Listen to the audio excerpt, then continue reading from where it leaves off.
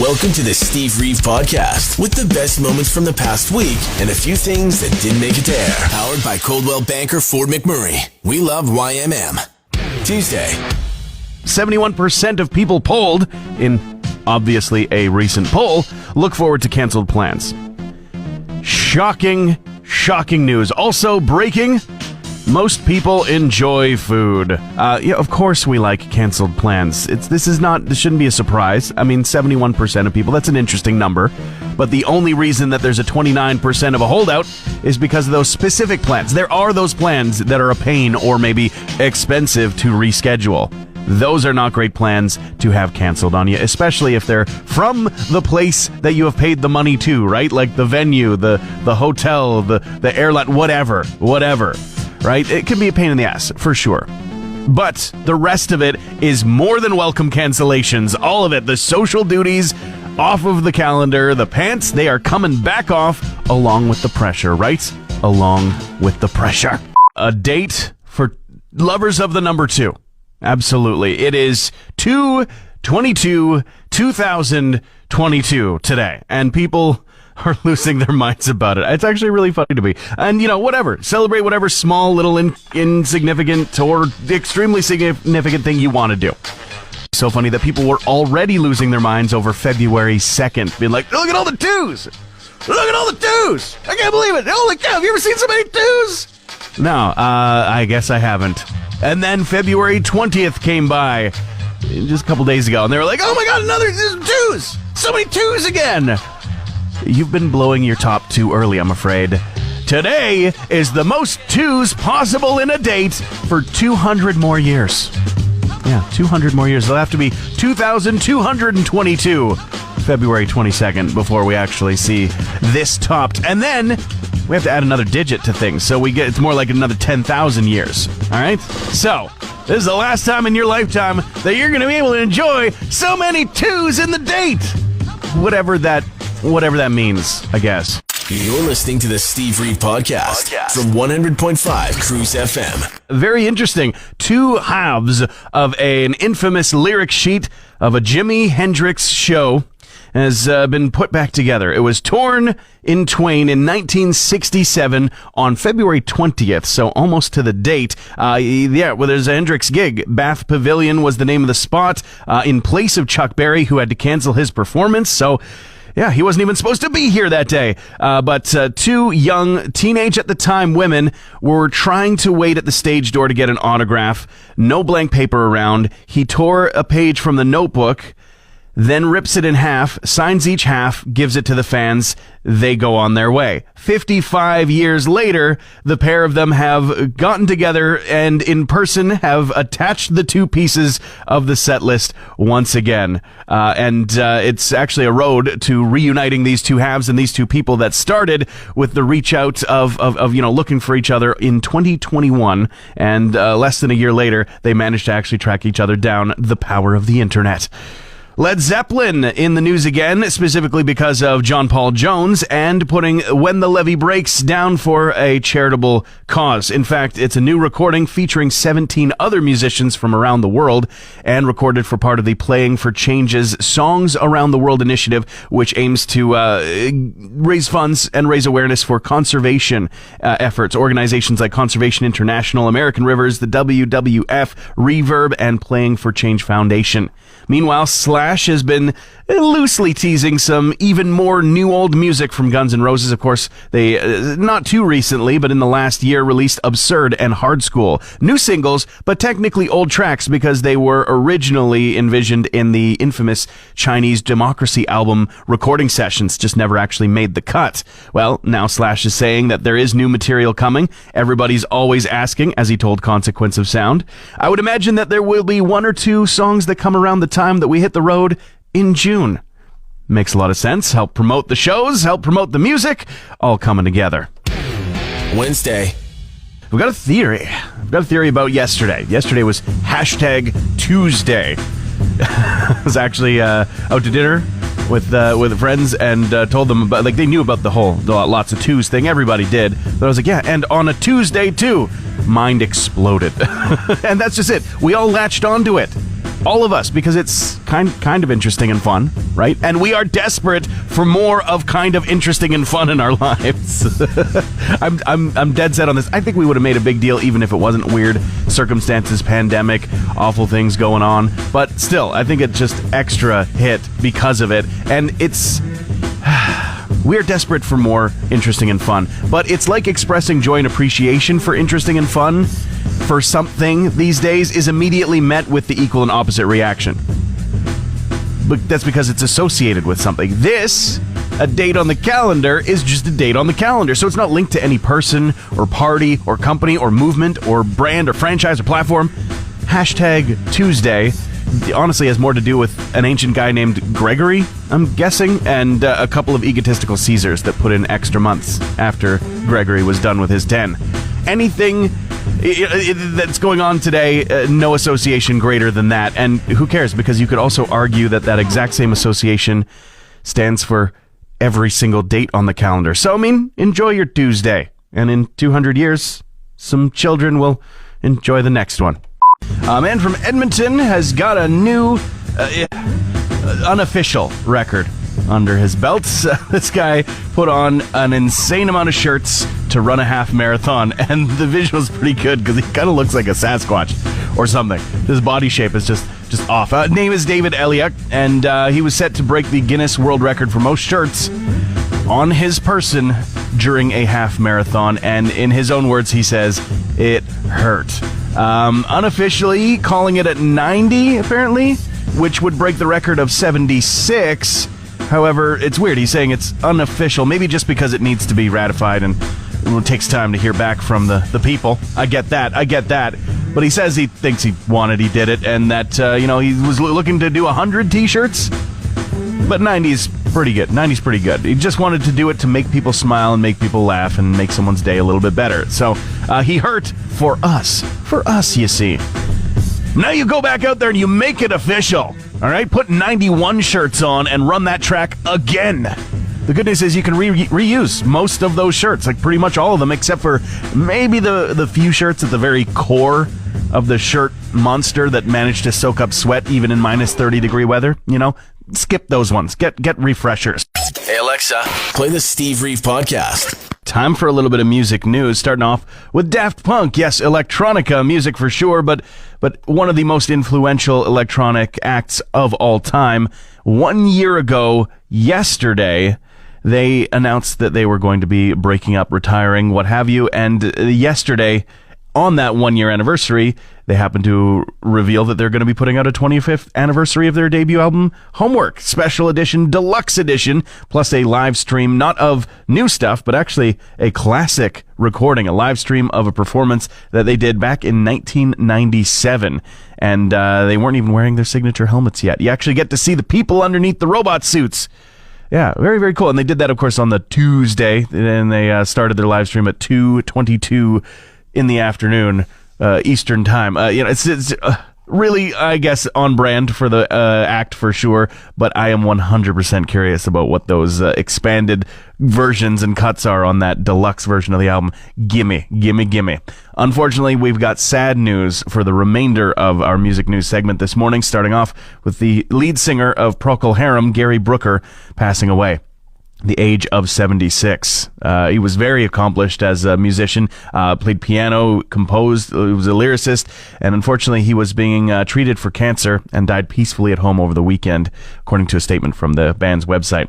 And another unfortunate passing, Mark Lanegan, who was a grunge icon of the Screaming Trees, as well as a singer for Queens of the Stone Age.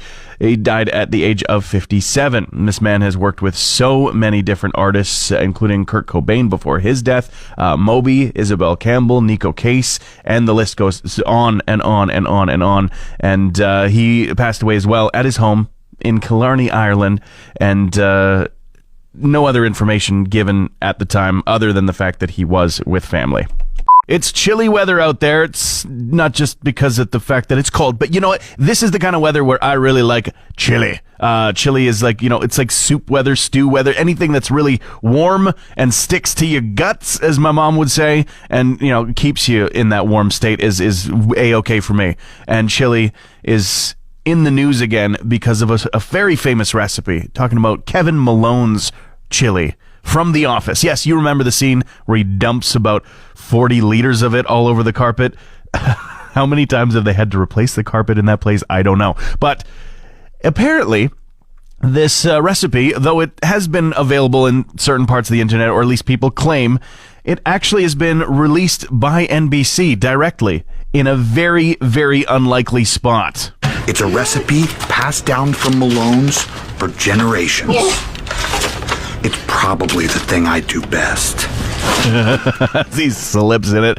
Where was it found? Well, a content creator online who absolutely adores The Office apparently found it within the terms and conditions of NBC's streaming service Peacock TV. Yeah, I'm not sure how deep into it you have to read, but I know that I would never have discovered it myself because I, like most people, never ever read that stuff, but they found it in there. The full recipe in its entirety, now much easier to find because you don't have to go through all of the terms of conditions, the terms of use, terms of service. You just need to find this video on TikTok and it's all there for you. Now, making it and not spilling it, that's a whole nother challenge. Thursday.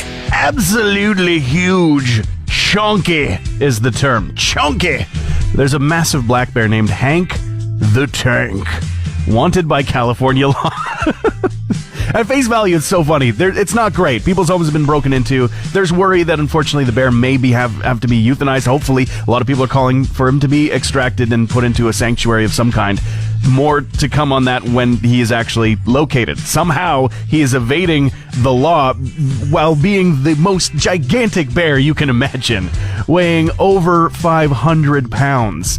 Yeah, more than the average bear.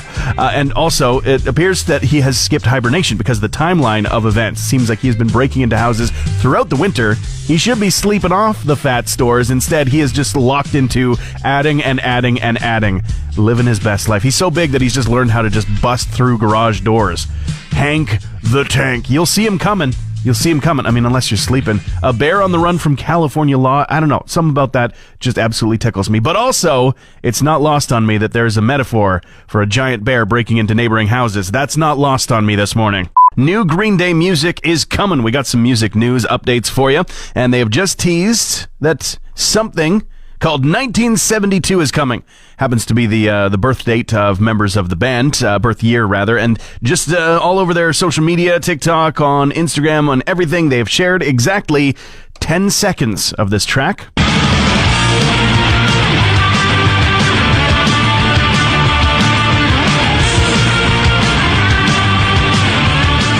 And that's all you get until it is released at a later time. Meanwhile, Tool is going to be marking the 30th anniversary of their Opiate album, imagining things into a new song, short film, as well as art book available for the fans. This is a classic EP from 1992, so a extended version of the title track is coming, as well as some other goodies, and that's all supposed to be available March 18th, including behind-the-scenes stuff, making of photos, interviews, and a whole lot more. Meanwhile, Elton John seems like he can't get a break. He was shaken up after an emergency landing on a private jet that he was on, and having to experience hydraulic failure at a height of 10,000 feet. Cruising altitude, yeah, not a fun experience. However, he is okay, and as well, of course, everybody else on board. Thanks for listening to the Steve Reeve Podcast from 100.5 Cruise FM. Good morning to you. I mean, I sincerely hope it is a good morning. I wanted to take a minute to acknowledge that some, people in our lives might really not be dealing well with what's going on, with everything that we've been witnessing lately, but, particularly this morning, waking up to literal images of war and violence, as well as the aftermath, of course, the devastation that's left in its wake. I'm honestly, reeling a little bit, reading about how there could be some fighting close to the Chernobyl plant, that, there's a fear of nuclear waste being affected by it. There's just so many lives that have been displaced. It's just a really, really, really hard thing to watch, of course. And there's something that I'm reminded of just on a visual level, and it's the devastation that we witnessed when fire tore through our community, not too long ago, years ago, tearing through our neighborhoods. Of course, you must make a distinction. Of course, that was, wildfire, and this is destruction that's being directly caused by willful action. And it's hard to see. So I just wanted to acknowledge that. No solutions, really, at all. Not that you should be seeking them from me anyway, but it's just hard to experience. Hard to see, I'm sure harder to experience for those that actually are. So be thankful for where you are today, and be thankful for the freedoms that we get to enjoy. Friday. Nostalgia fans of Saturday morning cartoons from old, get ready for this, because somebody finally had the bright idea, finally, after all these years, to just make toys that mash up the Transformers and G.I. Joe characters. I'm serious. It's taken this long, and I didn't think of it earlier. I know you didn't think of it earlier, but finally Hasbro has thought of it. And they are going to, they've done mashups before. They've done like Ghostbusters mashups, Back to the Future mashups, but never have they decided to go with their basically next door neighbor on the Saturday morning lineup from the 1980s. Yeah, making it so that you can have Megatron transform into a hiss tank for the Baroness from the Cobra operation, stuff like that. Completely unnecessary. Kind of still want it, absolutely every single figure. Not that I have any room or money for it, but still, there's absolutely that nostalgia yearning. However, makes me think this would be an interesting thing to see on the big screen. Maybe. Those movies have gotten to be just absolute popcorn flicks with not much substance to them, but still, eye candy, feast for the eyes if you can stomach the storylines sometimes. But better yet, you know what? Don't make it into a big live-action movie, big giant set-piece situation. No, you know what they should actually do? Cross over G.I. Joe and Transformers just in a brand new 80s-style cartoon. Netflix, I'm talking to you. I know you've revamped some stuff like Masters of the Universe ×2 in the last year, so come on, get on it.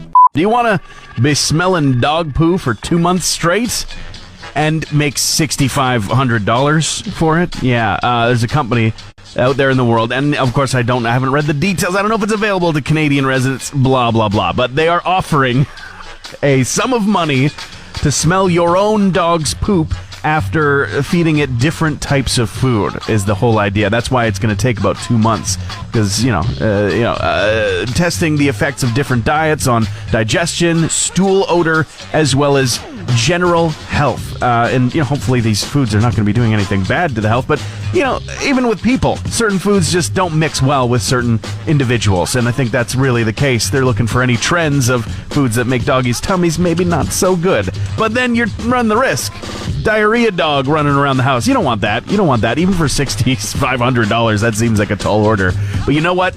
Look at it this way. If you got a lazy neighbor, you might be smelling dog poo for about 2 months as the snow and ice melts anyway, and you won't see a dime for it. So, hey, why not?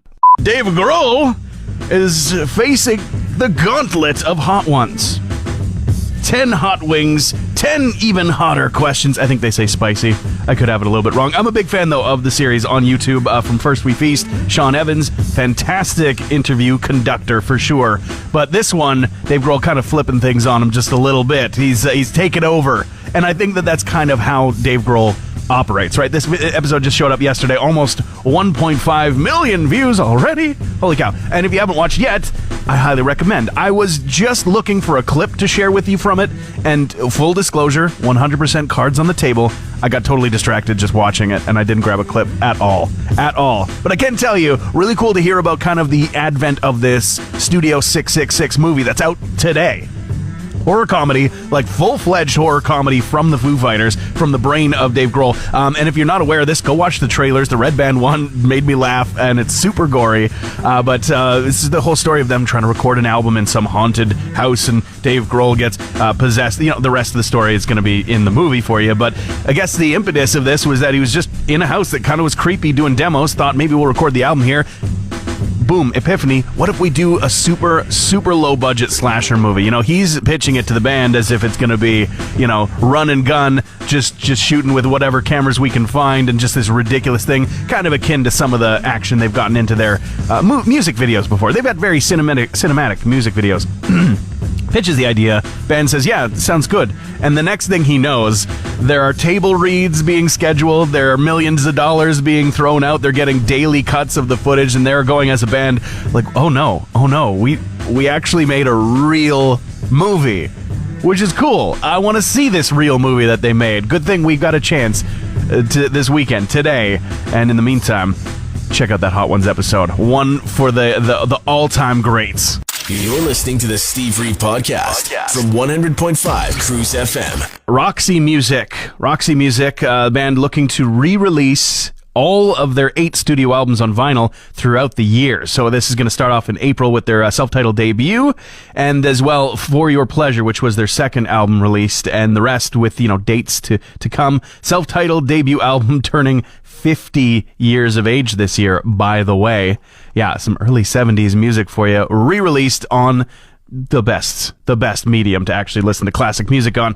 Avril Lavigne is well in the news because she has just dropped a random album, Love Sucks, into a stream, and it was not quite expected just yet. She did say it was going to be coming in the early year, and February was targeted, but here we are with it actually out, big way, and her supporting it, calling it a big, not just a comeback, a reimagining of what exactly she wants to do. And I do see the parental advisory explicit content warning on there, so there could be some interesting stuff. Meanwhile, the situation in Ukraine and Russia has been, spilling over into music news, as we've been seeing metal bands like the Ukrainian group Ginger condemning the decision to start a war, Russian rap acts also canceling sold-out gigantic shows in Russia's capital of Moscow, and the list goes on. Way more to come from this story as it continues to develop. Nude colony, nude resorts, they still need to feed people, right? And you do the math, you figure, maybe they're going to be clothed in the kitchen. Yeah, not usually the case.